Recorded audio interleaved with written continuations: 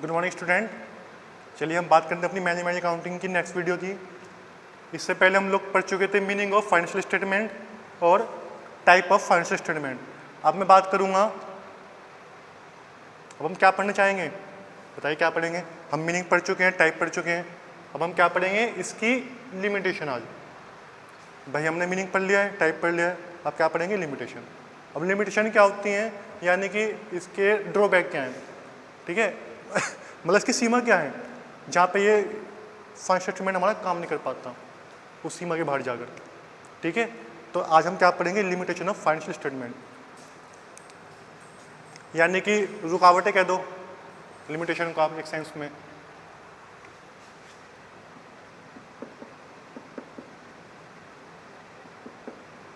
Limitation of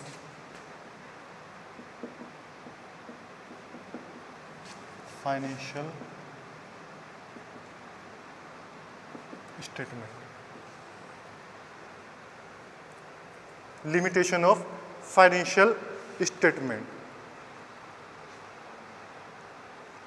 देखो first क्या होगी हमारी, ओनली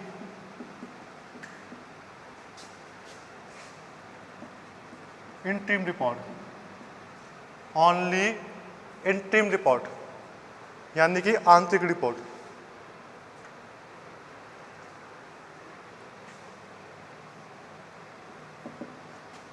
जैसे मतलब आपकी बैलेंस शीट पेंडल हो गया।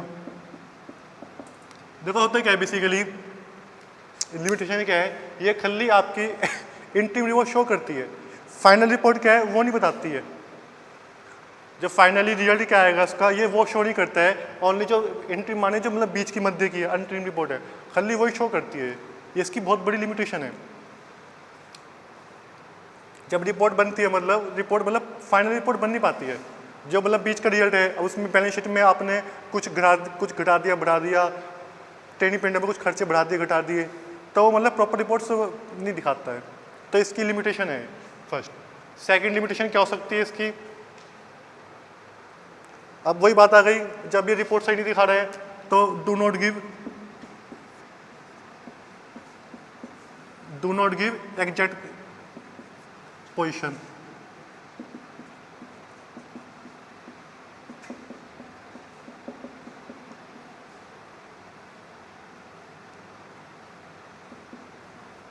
अब वही बात आ गई है, अभी जब ये वही बैलेंस शीट में मतलब कुछ चीज़ गलत डाल दी, ज़्यादा डाल दी, मतलब कम डाल दी, क्योंकि हिस्टोरिकल कॉस्ट क्या है वो अलग होती है, ठीक है, मार्केट वैल्यू अलग होती है, बहुत सारे फैक्टर होते हैं।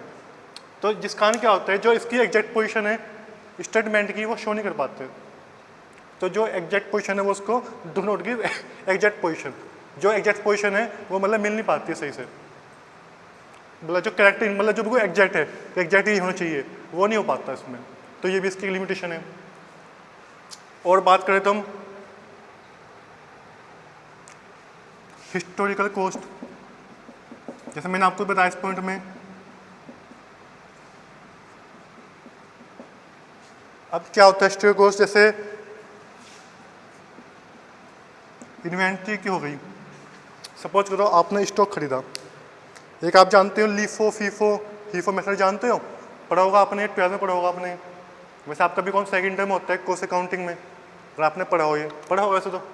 होता है क्या है, हिस्टोरिकल कॉस्ट क्या होती है, जब आपने गुड्स परचेज किए हैं उस टाइम की कॉस्ट, हिस्टोरिकल माने ऐतिहासिक कॉस्ट, जो ऐतिहासिक कॉस्ट है, जो जिस टाइम आपने परचेज की थी उस टाइम की कॉस्ट, उस टाइम इन्वेंट्री की वैल्यू कुछ और थी, अब आपका स्टॉक बचा हुआ है, इन्वेंट्री का स्टॉक बचा हुआ है, तो आज वैल्यू कुछ और है, अब आप जो कॉस्ट निकालोगे उसमें दिक्कत आएगी।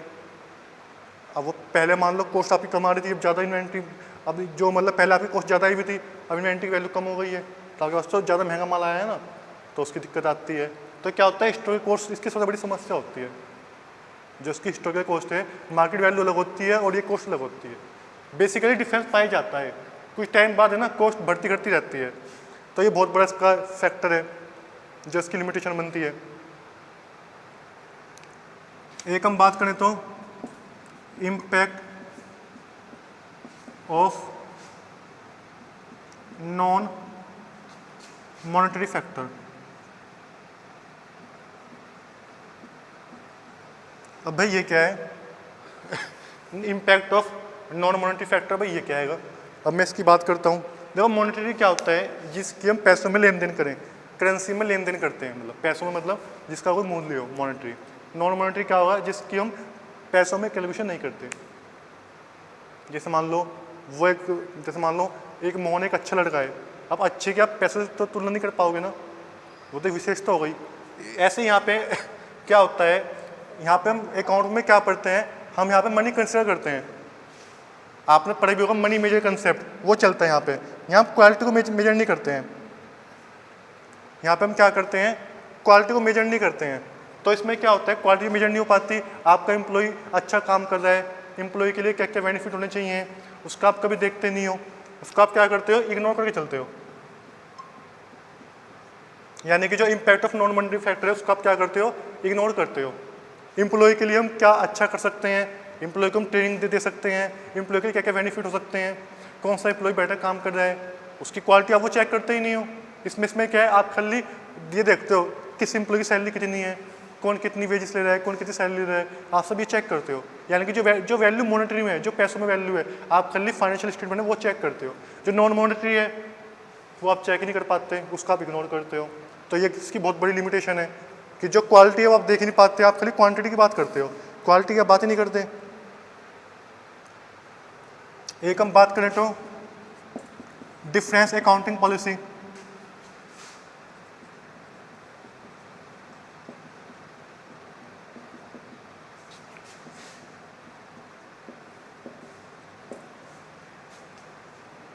बेसिकली क्या होता है, बेसिकली क्या होता है आपको बताऊं। अब अकाउंटिंग पॉलिसी होती है AS1, आपने भी फर्स्ट टाइम पढ़ा होगा अकाउंटिंग स्टैंडर्ड 1। AS1 होता है डिस्क्लोजर ऑफ पॉलिसी, आप कौन सी पॉलिसी अपना रहे हो।